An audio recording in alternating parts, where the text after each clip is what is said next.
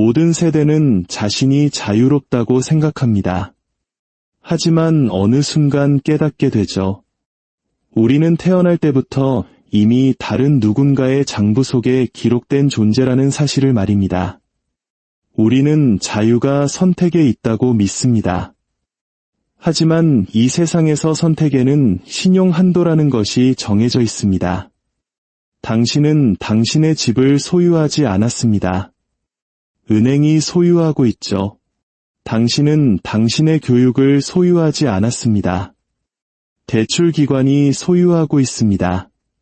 당신은 당신의 시간조차 온전히 소유하지 못합니다. 빛이라는 시계는 단 한순간도 멈추지 않고 똑딱거리기 때문입니다. 이것은 음모론이 아닙니다. 이것은 시스템입니다. 왕이나 군대가 아닌 계약서와 신용, 그리고 복리로 통치되는 조용한 제국입니다. 이 제국에는 국기도, 국경도 없습니다. 하지만 당신이 내리는 거의 모든 결정을 지배합니다. 이것이 바로 부채의 제국입니다. 결코 잠들지 않고 피 흘리지 않으며 단 한순간도 팽창을 멈추지 않는 유일한 제국이죠. 이 이야기가 여러분의 마음에 깊은 울림을 준다면 잠시 시간을 내어 이 지혜의 여정에 동참해 주십시오. 저희 채널을 구독하고 이 영상을 공유하는 것은 단순히 숫자를 늘리는 것을 넘어 우리가 함께 진실을 탐구하고 통찰의 공동체를 만들어가는 데 큰 힘이 됩니다. 여러분의 참여 하나하나가 이 어두운 시스템에 빛을 비추는 등불이 될 것입니다. 이제 이야기의 깊은 곳으로 들어가 보겠습니다. 그 끝에 다다르면 왜 역사는 계속해서 이 조용한 붕괴를 반복하는지 이해하게 될 것입니다. 이야기는 군인이나 혁명으로 시작되지 않습니다. 그보다 훨씬 더 강력한 것, 바로 서명 한 줄에서 시작됩니다. 20세기에 들어서며 세상은 돈이 인쇄기뿐만 아니라 약속으로도 창조될 수 있다는 사실을 발견했습니다. 은행이 당신에게 대출을 해줄 때 그들은 다른 사람의 저축을 꺼내주는 것이 아닙니다. 단 몇 번의 키보드 입력으로 새로운 돈을 창조해냅니다. 당신의 빚이 곧 이 시스템의 이익이 되는 것입니다. 현대의 금융제국은 그렇게 탄생했습니다. 정복이 아닌 계약을 통해서 말이죠. 2차 세계대전이 끝났을 때 대부분의 국가는 지쳐 있었습니다. 도시와 산업, 그리고 사람들의 삶을 재건해야 했습니다.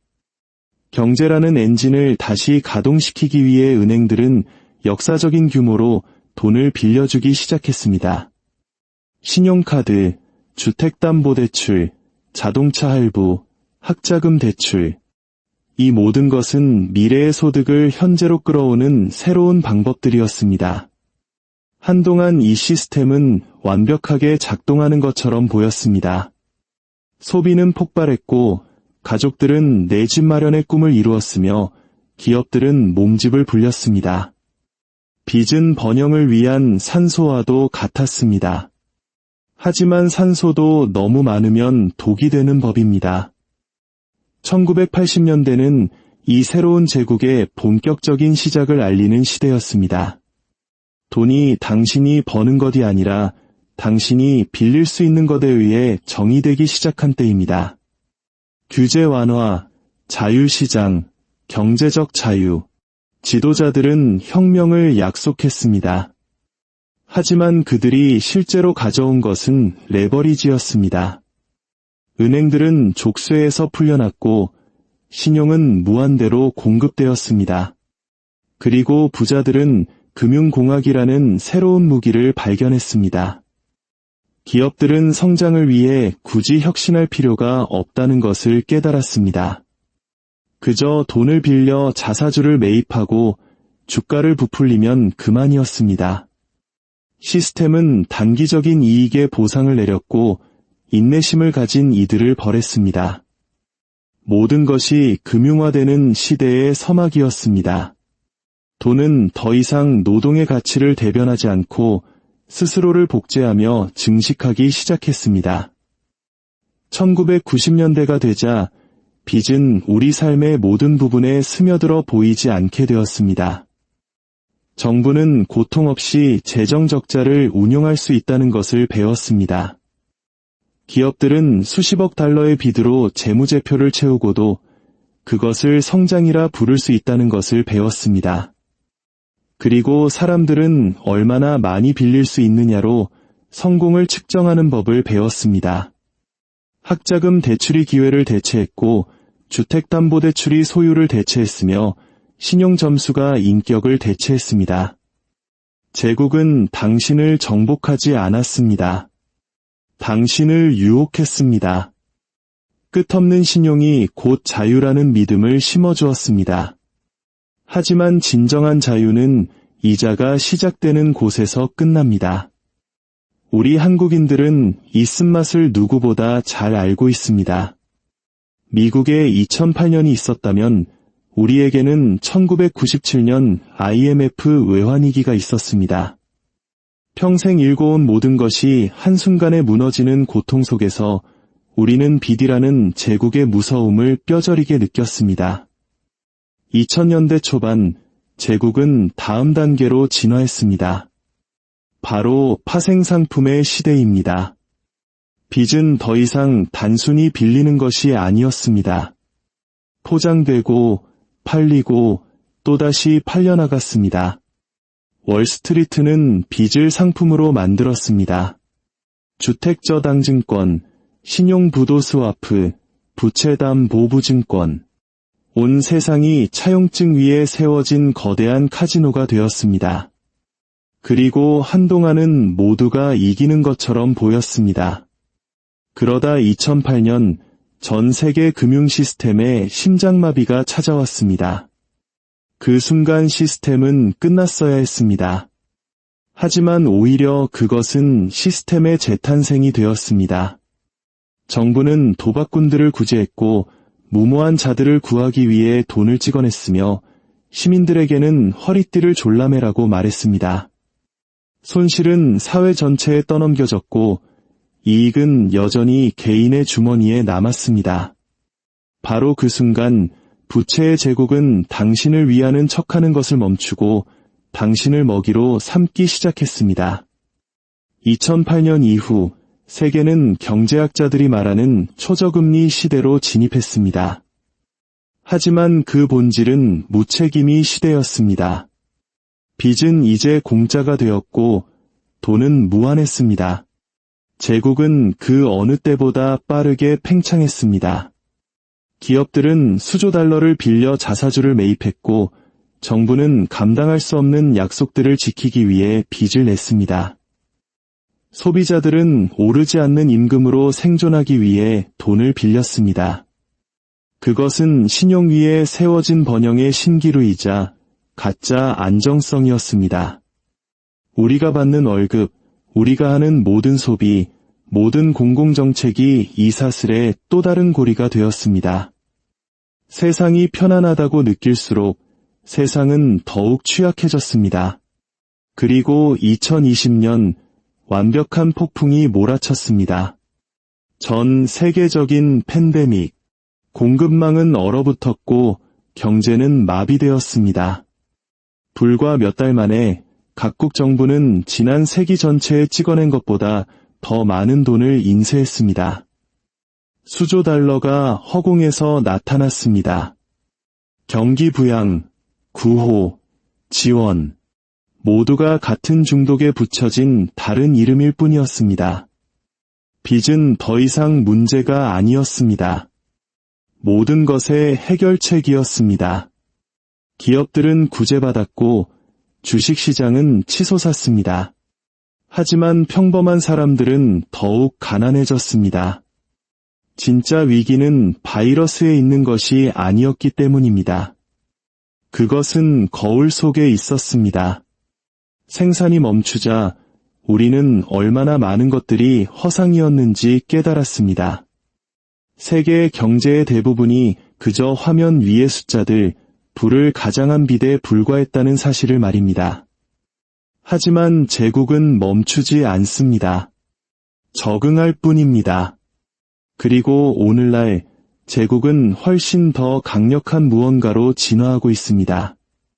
바로 디지털 부채입니다. 전 세계 중앙은행들은 중앙은행 디지털화폐, 즉 CBDC를 구축하고 있습니다. 프로그래밍이 가능한 돈입니다. 모든 거래는 추적 가능하고 모든 신용은 통제되며 모든 한도는 조정 가능합니다. 서류상으로는 효율성이지만 실제로는 통제입니다.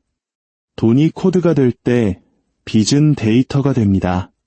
그리고 데이터를 소유한 자가 제국을 소유합니다. 신용을 통한 자유의 꿈은 조용히 통화를 통한 감시 시스템으로 변모하고 있습니다. 당신의 계좌는 동결될 수 있고 당신의 접근은 제한될 수 있으며 당신의 디지털 지갑은 규정 준수를 위해 프로그래밍 될 수 있습니다. 이것은 공상 과학 소설이 아닙니다. 이것이 바로 설계되고 있는 금융 구조입니다. 하지만 여기 아이러니가 있습니다. 이토록 복잡해 보이는 부채의 제국은 사실 단 하나의 고대 원칙 위에 서 있습니다. 바로 신뢰입니다. 그리고 신뢰는 깨지기 쉽습니다. 당신의 월급이 오늘 사는 것을 내일도 살 수 있을 것이라는 신뢰. 정부가 당신의 저축을 휴지 조각으로 만들지 않을 것이라는 신뢰. 시스템이 다음 수조 달러의 국채를 사줄 구매자를 항상 찾아낼 것이라는 신뢰. 필요한 것은 단 하나, 의심의 불꽃 하나면 이 거대한 환상 전체에 균열이 가기 시작합니다. 우리는 2022년 전 세계적으로 인플레이션이 급등했을 때 그것을 목격했습니다. 사람들은 자신이 버는 속도보다 돈이 더 빨리 증발하고 있다는 사실을 알아차리기 시작했습니다. 수십 년 만에 처음으로 제국의 마법은 눈에 보였고 또 끔찍했습니다. 정부들은 무엇을 했습니까? 공급망, 전쟁, 기후변화를 탓했습니다. 진실만 빼고 모든 것을 탓했습니다. 시스템의 생존이 당신의 가치를 떨어뜨리는 데 달려있다는 진실 말입니다. 왜냐하면 인플레이션은 우연이 아니기 때문입니다. 그것은 투표가 필요 없는 세금입니다. 제국이 모든 노동자, 저축가, 은퇴자의 주머니에서 조용히 가치를 빼내어 스스로를 유지하는 방식입니다. 우리는 이제 돈을 찍어내서 생긴 문제를 해결하기 위해 또다시 돈을 찍어내는 되먹임의 고리에 갇혔습니다. 이것은 자본주의가 아닙니다.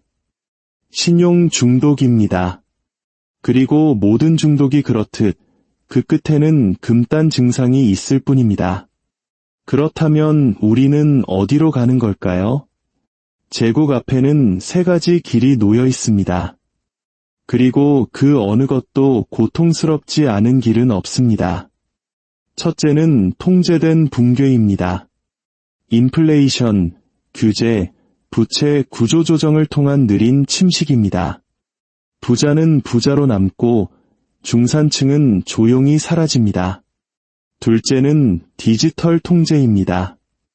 중앙은행 디지털화폐로의 전환입니다. 정부가 새로운 규칙, 새로운 추적 시스템, 그리고 사생활이 없는 세상으로 시스템을 재설정하는 것입니다. 셋째는 현실로의 반격입니다. 금, 암호화폐, 원자재와 같은 실물 자산, 탈중앙화 시스템, 그리고 대안적 가치 저장 수단으로의 이동입니다. 어떤 길이든 그 끝은 동일합니다. 바로 권력의 재편입니다. 갚을 수 없을 만큼 빚이 커졌을 때 제국은 파산하지 않습니다. 그저 게임의 규칙을 바꿀 뿐입니다.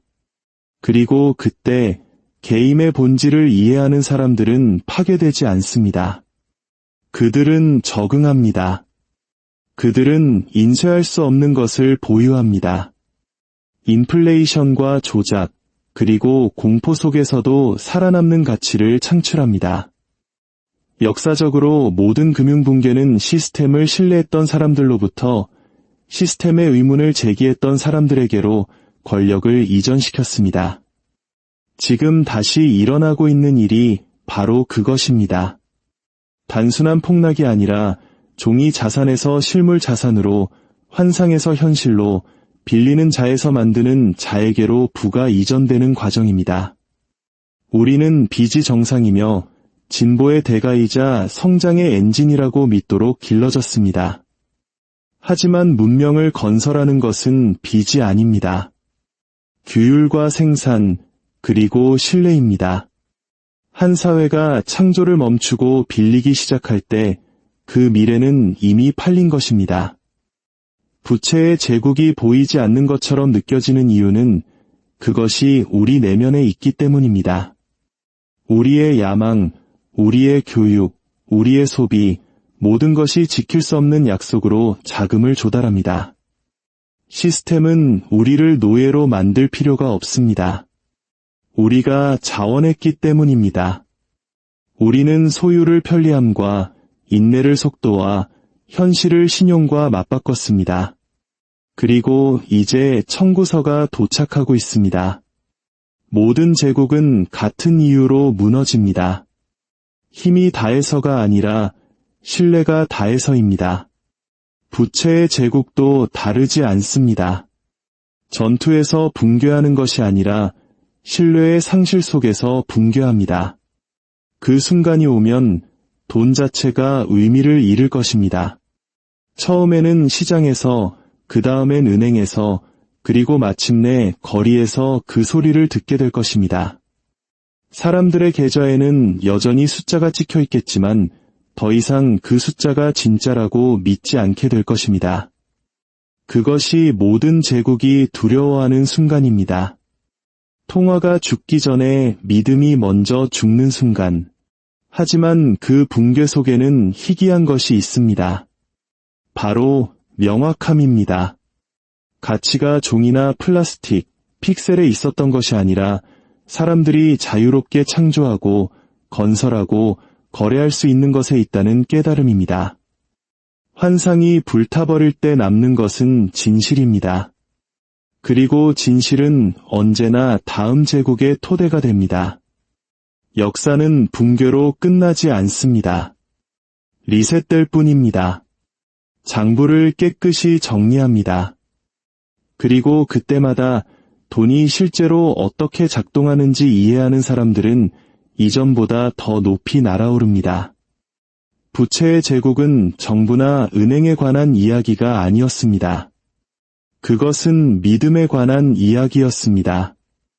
그리고 그 믿음은 지금 깨지고 있습니다. 세상이 다음 대전환을 준비하는 지금, 이것 하나만은 기억하십시오. 미래를 상속받을 사람들은 가장 많은 신용을 가진 사람들이 아니라 가장 명확한 통찰력을 가진 사람들일 것입니다. 부채의 제국에는 이미 균열이 가고 있습니다. 남은 질문은 단 하나입니다. 당신은 이자를 지불하는 사람이 될 것입니까? 아니면 새로운 규칙을 쓰는 사람이 될 것입니까? 그 해답은 미래에 숨겨져 있는 것이 아니라 과거 속에 선명하게 기록되어 있습니다.